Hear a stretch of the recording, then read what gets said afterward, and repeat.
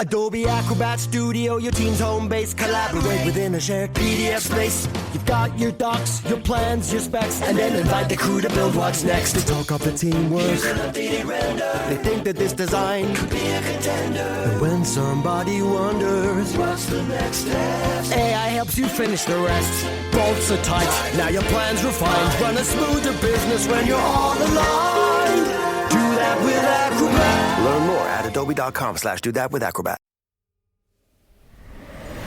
We'll kill you, you filthy Whoa, calm down, Raka. Try it, fellow duster. Hey, come on, stop it. Down, boys and girls, or you're not getting any treats. Step aside, Lynn. Not if you're gonna hurt my mana, puppy. It's Malaki. Didn't you see what you did to those spirits? Pesquiver. They got what they deserve. I swear by Lyra, if I find a way to permanently remove both your earthquake, I will... Not touching his head, Ah, crap. What was... Akasa? What's going on? Yeah. What was that? My bad. You don't need to transcribe that one. Too late. Huh. You're quick. Akasa? What was... Anyway, apparently I neglected to sort this one out. I keep the useless ones in this box, so if you ever come across one, just put it in here. How do I know which ones you consider useless? Those that have no value for the documentation of Raka's work as a patcher or the development of the wind shell are useless. All right. Fun sometimes, but useless. Sure. I think... Yes, this one should be the first one. Oh. I think I already recorded the references at the end of it. All right. Let's see.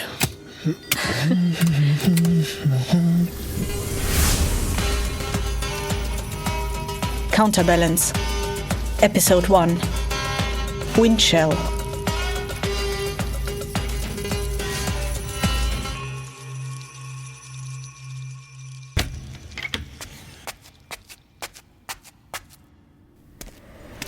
We don't know the extent of the tangle weed yet. Great, it works. Asking for support Arrived last night.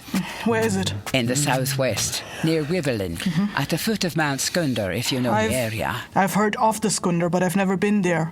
Do we know anything about how wide it spreads yet? Only a rough estimate.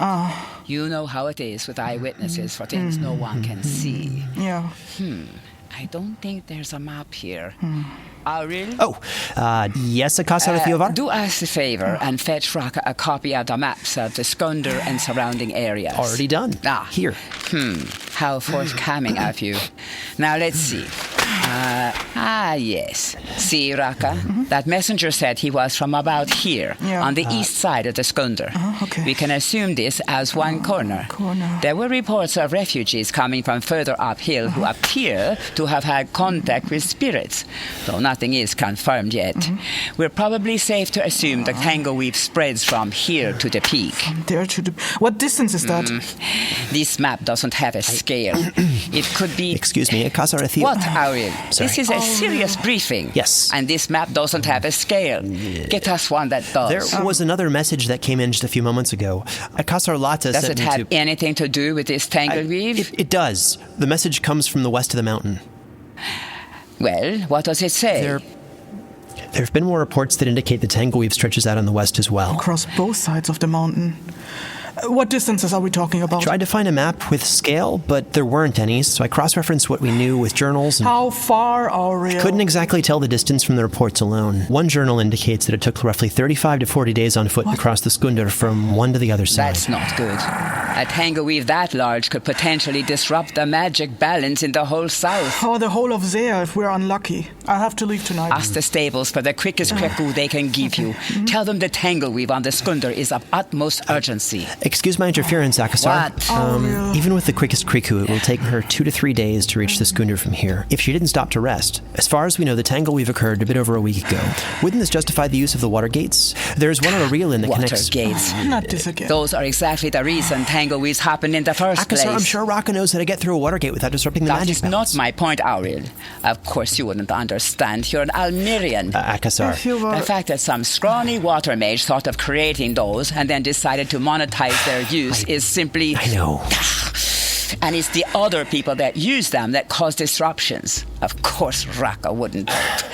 You know my standpoint on this matter already. I know, but with this larger tangle, we have the entire south, including Carollyn, is in danger of being affected. The use of a water gate would be justified. Oh, take a water gate if you must, Raka. But if you do, make sure I won't hear of it. Just take care of the issue as soon as possible. I will. Now, excuse me. I will make sure that you will receive provisions for your travels. Okay. All right. Pen, journal, the map, yes. Wait, can you give me the map? Yes, here. Well, I do see your point, but this seems urgent. It was good of you to suggest it, but you know her standpoint on newer technologies. All too well. Okay, I think I got everything. Are you coming with me? To the Skundr? I'm a Desarius, Raka. We live in the desert. know. I'd freeze to death before you even made your first... Not to the Skundr, you Stop. idiot. To the stables. Oh, yes. Of course. Right, let's go. Yes. Ooh. I wanted to speak to you anyway. I have a small favor to ask. Of course. I should have known. Another one of your inventions? Well, sort of. Theo. What's this? A snail shell? Yes. With a sphere embedded, I assume? Yes. Is this a music shell? Something similar. A new project. Down here.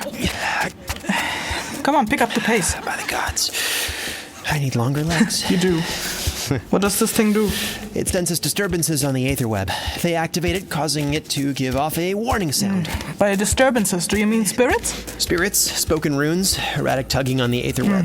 Anything that causes ripples in the weave will set it off. I see. Could you take it with you? Okay. I think it would be useful in your mission. And why do you think I need this? Well, the warning signal isn't its main function. When you hear the sound, it starts to pick up sounds around you.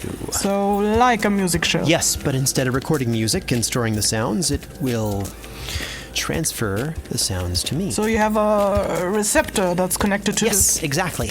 And that one acts as the actual recording shell. So it's a long-distance music shell. It's very simply put, but yes, you could call it that.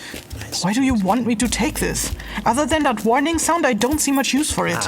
I don't plan on singing anything record-worthy to spirits, Auril. No, Raka dear. You have to see the bigger picture. This shell will not just record music. It'll pick up anything that happens around it. What you or the spirits say, how you speak with them, which runes you use to summon or bind them. Fjarta 5 bells away. You're the most skilled patcher in Carollyn. Should hurry. If we record how you handle situations, other students can learn from you through these Really, recordings. Auril, I think a patcher's work is way too complex to learn from recordings.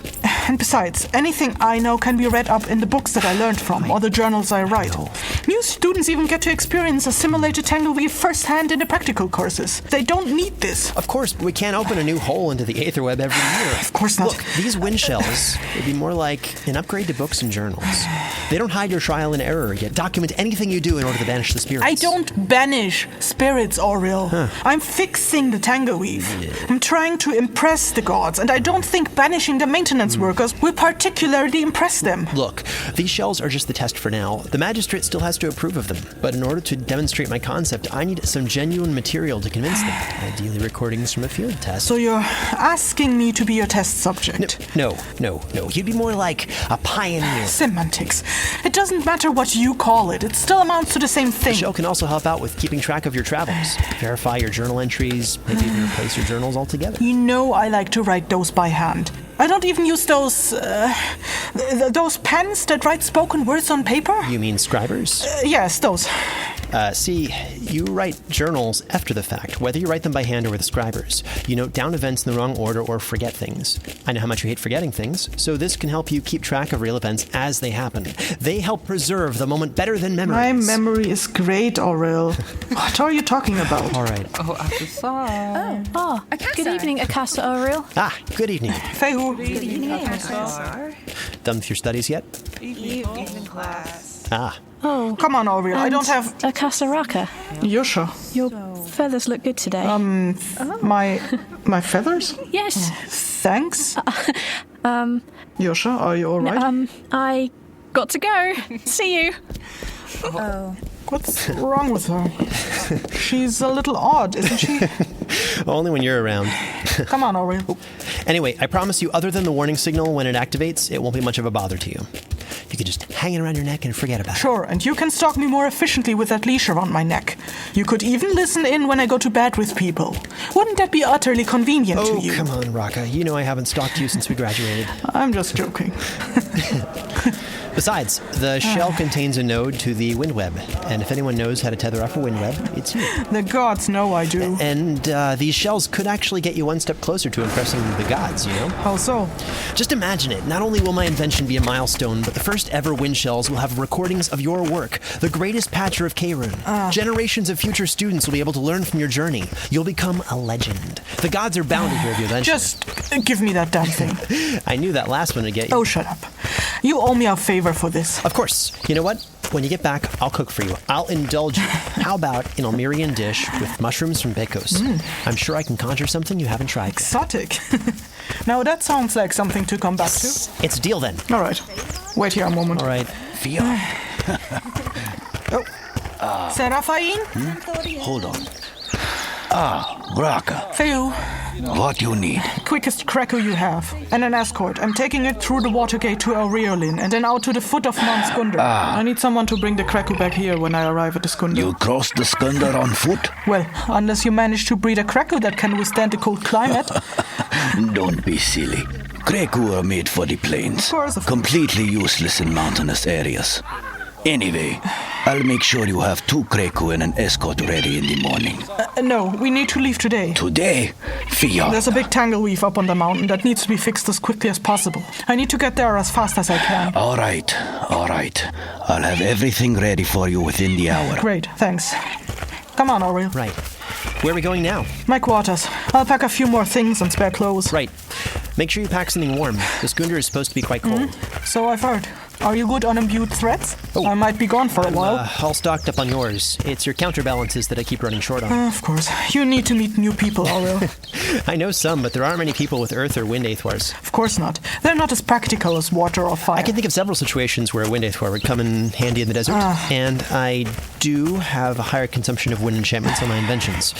Speaking of which, one more on the wind shell. I'm still working on the enchantment.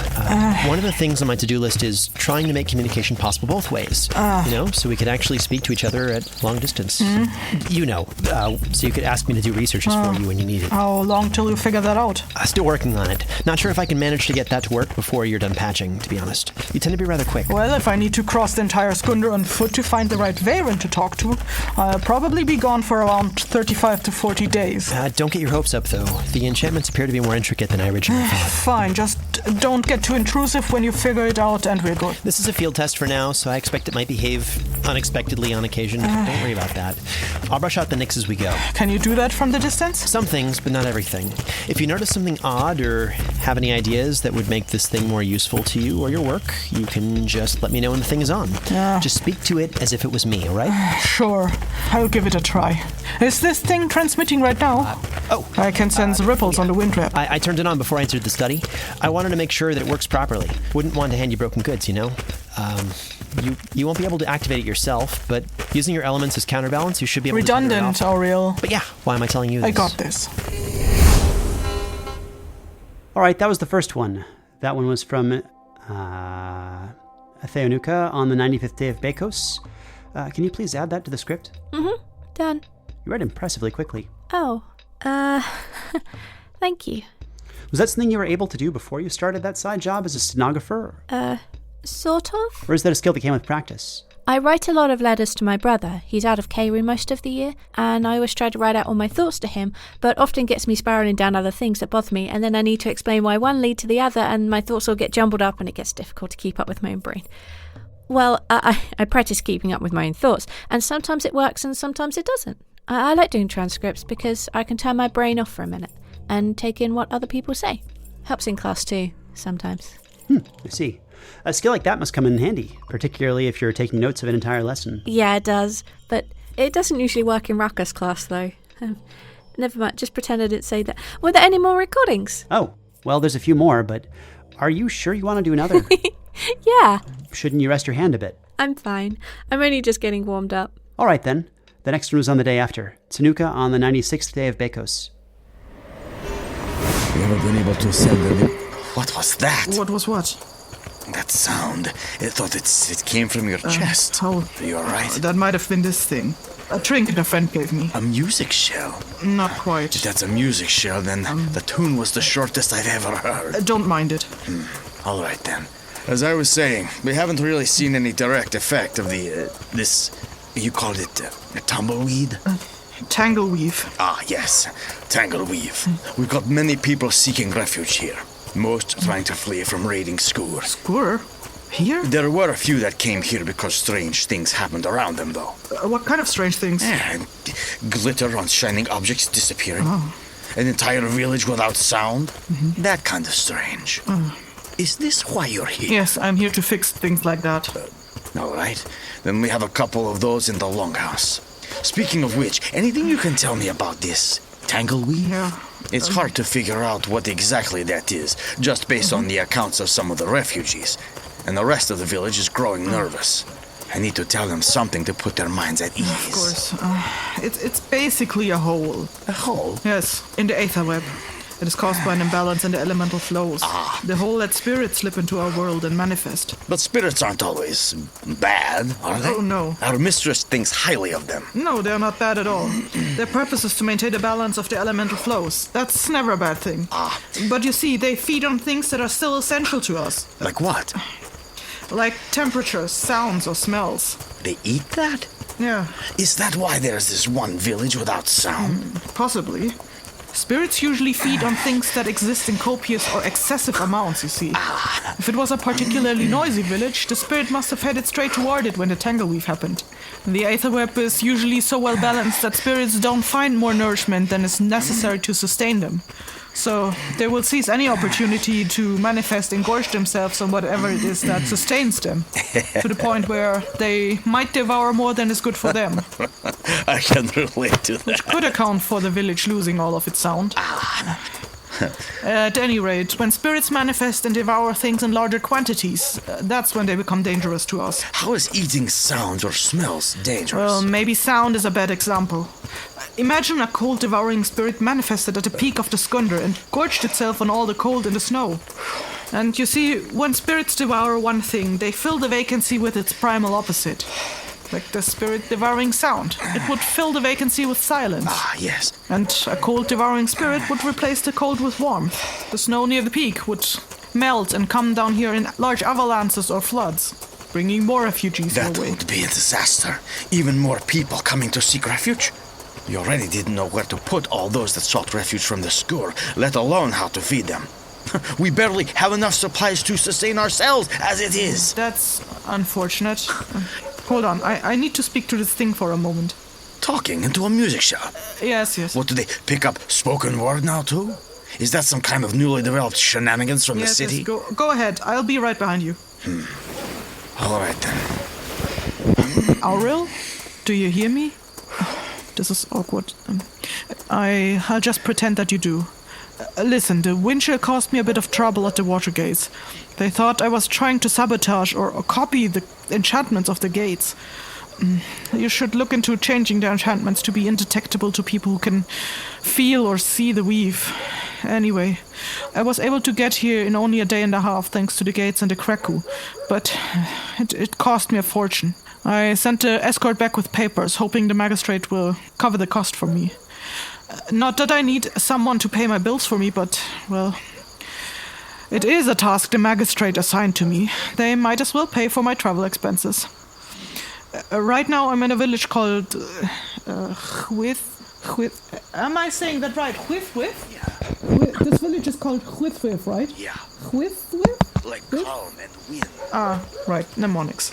Anyway, it's on the northwest-facing foot of the Skundr. It's so small that it wasn't even on the map. I found it when I came across a group of refugees. I asked them if they were fleeing because of the tangleweave and its effects, but turns out they were fleeing because of Skundr raids, which seem to be more frequently happening further down the mountain. Apparently the Skundr are trying to extend the reach of their territories, which is good to know. I really don't want to come across any Skundr if I can avoid it, but if the tangleweave really does stretch out across the entire Skundr, I might not have a choice but to enter their territory at one point or another. Anyway, the refugees pointed this village out to me if I was looking for other refugees, so I came here. The person you just heard is the head chief. That probably means nothing to you. That's the proxy of the headmistress. He is showing me to the longhouse, where they are currently housing all the other refugees. I plan to talk to some of them to get an overview of the situation and figure out who came here because of the tangleweave and who fled from the Skundr. I hope that there will be at least one person among them that will have clues that will help discern why the tangleweave happened here. Anyway, I'm leaving the wind shell on for now, I think. You didn't really tell me if the wind shell required any kind of energy, so I'm just assuming that it will stay on until I turn it off manually. So I will leave it on for now, so you can hear any witness accounts I might get. Are you done? Huh? This is where we keep the refugees. Yes, I'm done. Sure. All right, yes. come. Oh, watch it. Oh! Figure that out yourself. We rarely get people as tall as you around here. Sorry about that. Are door frames always this low in this region? Don't know about other villages, but here we're a small people. Great. What race are you anyway? I don't recognize your features. My Rontar is called Miru. Are they this tall? Well, I might be a little taller than my Rontar's average. Anyway, can we get on with this? Of course. We have about 32 people down here, and another 17 upstairs. Most are from neighboring villages further uphill of my Rontar. And there's also a few other races. Varaksha and Zela. Even 2 Almerians. Almerians? They don't speak our language except for a few words. Do you speak their language? I have an Almerian acquaintance, but I never bothered learning his language enough to communicate with it. Shame. Well, and there's also a human. A human? Who surprisingly speaks Aþæanuka. Really? A human that speaks Aþæanuka? Was surprised myself when she turned up here. Seems there was a human village on the other side of the Skundr. Why she didn't just get off the mountain on her side is beyond me, but, well, now she's here. You said her village was there? Well, I haven't really had the time to listen to everyone's life story, but that's the impression I get. Don't think I'll manage more than a couple people tonight anyway. It's getting late. Indeed. Also, I think our headmistress would like to speak to you over dinner as well. A courtesy meeting? That too. But as I say, she worships spirits and enjoys speaking to people that believe in them enough to talk about them. Most people don't. Of course. Then I'll only talk to one group of people to get a quick overview. I will speak with the rest of them tomorrow. All right, I'll let them know. Do you know which people came here because of the strange occurrences rather than fleeing from Skundr? Yes, a group of 5, a mistress and her staff. They're all together in that curtained-off room in the corner, behind the blue sheets. We tried to color code the makeshift rooms a bit, you see. She insisted on the blue sheets. You know how mistresses are. Right, I'll speak to her then. Sure. Let me know when you need anything. Entrance. Wait. What does this? Young to be traded off. You should just explain there. What does this class start? Who's that? Vala, can you get the sheets? How big is this curtain? Thank you. Oh, Fehu. Linnea, quit what you're doing. I want my hair like her. What, you want Norta's phrase now? I'm almost done with your braids. Fine. Another time. Who might you be? Fehu. My name is Raka. I am the delegated... Not the person the head chief said he would send with food, obviously. Vala, I'm starving. Go and see if you can find anything remotely close to food from the villagers. We're refugees here, Fialfana. Not visiting an inn in the city. You're the one that dragged me here. If I have to stay in these makeshift accommodations, the least you can do is to make sure that I get treated as if I were in my own house. Fine. As I was saying, I am the delegated patcher that was called here from Carollyn. Carollyn? Where's that? That's a big city in the east, Fialfana. Your aunt's son went to study at university there last year, remember? I remember. Yes. And what exactly is it that patchers do? You seem to have a hard time figuring out those sheets that pass as doors here. You're not here to patch those, are you? Hold your head still, Fialfana. Fine, Fiatar. Where have you left your sense of humour, Danae? No, I'm here to patch the hole in the Aether web. A hole? In what now? The Aether web. Are you familiar with what that is? The weave that makes magic possible, Fialfana. Exactly. You know, the thing that Auril that can... thing he keeps raving on about. Yes. So what happens when there's a hole in the weave? Does magic pour out? No. Spirits can use the hole to manifest and cause some problems to mortals like us. Oh. which was one of the reasons some people came to this village to take refuge here. Ah. The head chief told me that you might be here because of things like that. Oh, I see. Dunir, where are your manners? Offer our guest a seat. We don't exactly have chairs, but you can sit on that crate next to the bed. I'm fine, thank you. The way you speak, I assume you are familiar with the ways of Mistress's household, so you will understand that this is not a request. I do so hate talking up to people. Fine. Hold on. There. Is that better? So you only look wild, but can be quite civilized. How can we help you? I'm looking for any clues that will help discern the cause for the Tangleweave, and maybe any spirit activity you might know of or have I'm not heard sure of. how much we can help you with that, but if it helps you solve the issue quickly, we'll see what we can tell you. Do you mind if I take notes while you speak? Oh. I like to keep track of sightings in my journals. Sure. Do what you must. Okay. So your friend, Barla... Not my friend. My housekeeper. Okay, housekeeper. Sure, your housekeeper. You said he's the one that made you seek refuge here. What was the reason for this?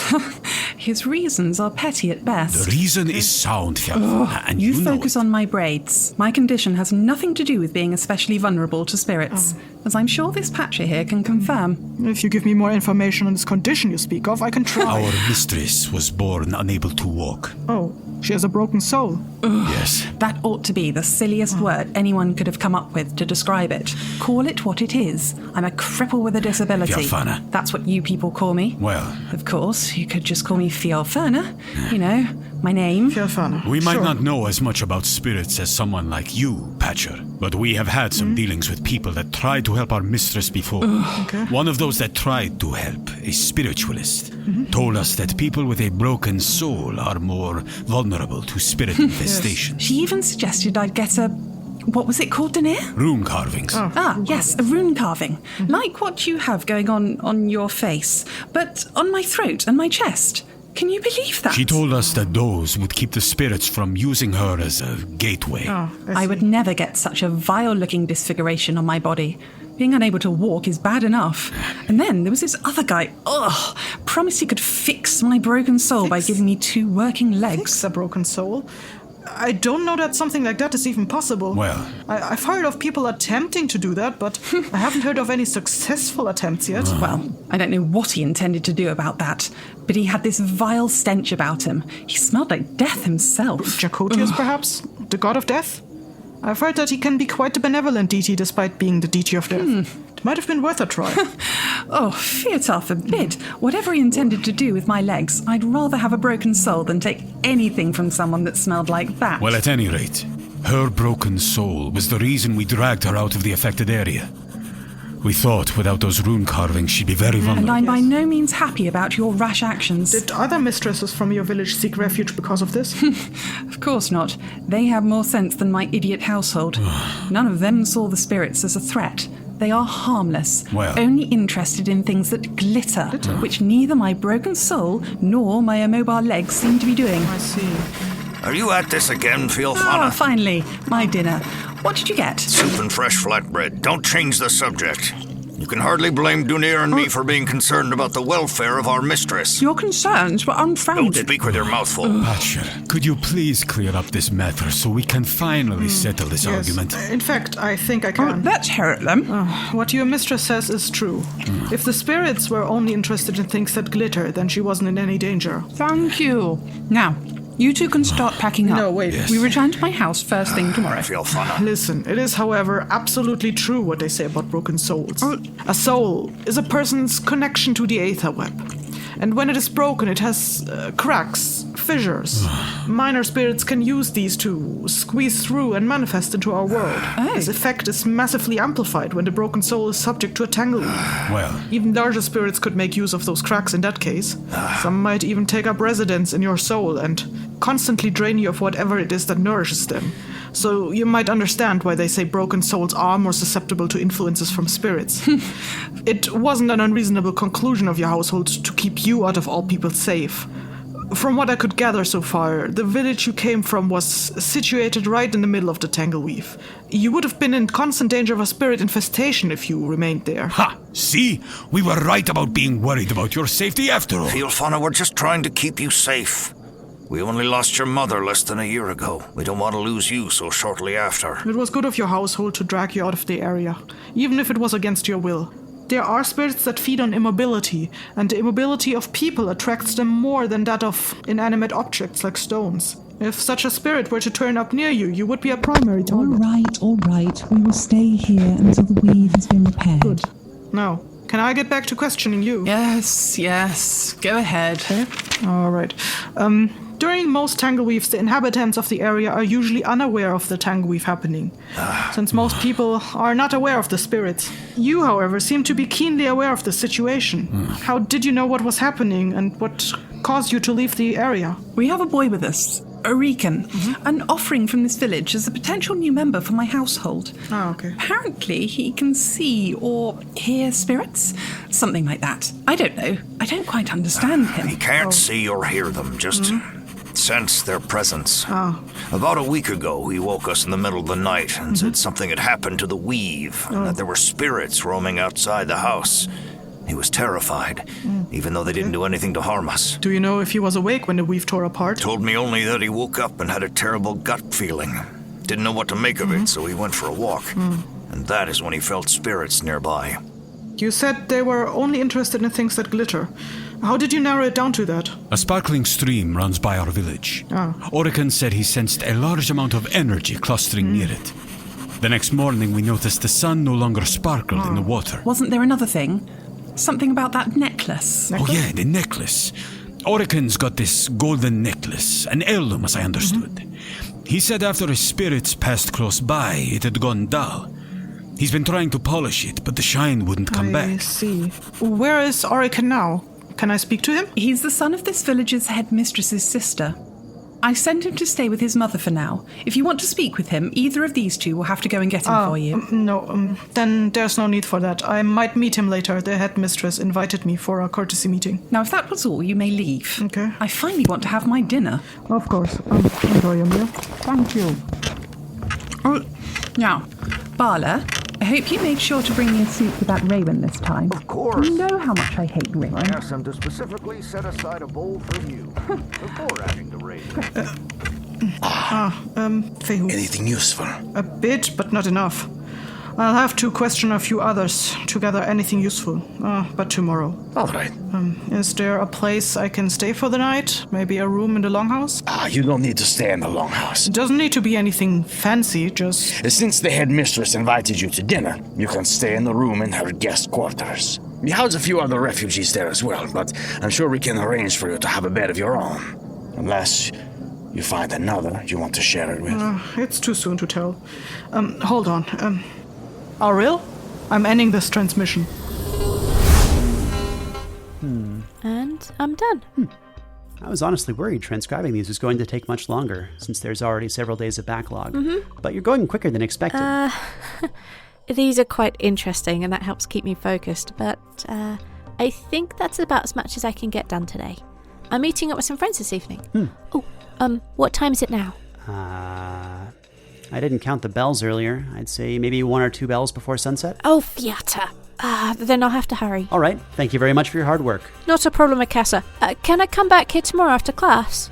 Yes, of course. But just on the off chance I won't be here tomorrow, you can let yourself in. Oh, are you sure? Don't you have files from the other students laying around? Don't worry. I don't keep any sensitive files in here. Only research material and my notes on inventions. Oh. Anyway, you can find previous and new recordings sorted in that small pocket casket catcher thing labeled Counterbalance. Counterbalance. All right. And what about the transcripts? You can find those and any notes related to the recordings in this folder over here, titled Trilunis.com. Trilunis.com. Okay. What does that mean, Akasa? Some kind of ancient enchanted rune, I think. Oh, Fiata, I better get going or I'll be late. Bye, Akasa, Auril. Thanks for the opportunity. Not a problem. See you tomorrow.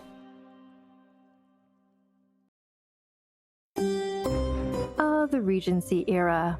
You might know it as the time when Bridgerton takes place, or the time when Jane Austen wrote her books. But the Regency era was also an explosive time of social change, sex scandals, and maybe the worst king in British history. And on the Vulgar History podcast, we're going to be looking at the balls, the gowns, and all the scandal of the Regency era. Vulgar History is a women's history podcast, and our Regency era series will be focusing on the most rebellious women of this time. That includes Jane Austen herself, who is maybe more radical than you might have thought. We'll also be talking about queer icons like Anne Lister, scientists like Mary Anning and Ada Lovelace, as well as other scandalous actresses, royal mistresses, rebellious princesses, and other lesser-known figures who made history happen in England in the Regency era. Listen to Vulgar History wherever you get podcasts. Hi, this is Rob Benedict. And I am Richard Spate. We were both on a little show you might know called Supernatural. It had a pretty good run, 15 seasons, 327 episodes. And though we have seen, of course, every episode many times, we figured, hey, now that we're wrapped, let's watch it all again. And we can't do that alone, so we're inviting the cast and crew that made the show along for the ride. We've got writers, producers, composers, directors, and we'll of course have some actors on as well, including some certain guys that played some certain pretty iconic brothers. It was kind of a little bit of a left field choice in the best way possible. The note from Kripke was, he's great, we love him, but we're looking for like a really intelligent Duchovny type. With 15 seasons to explore, it's going to be the road trip of several lifetimes. So please join us and subscribe to Supernatural then and now.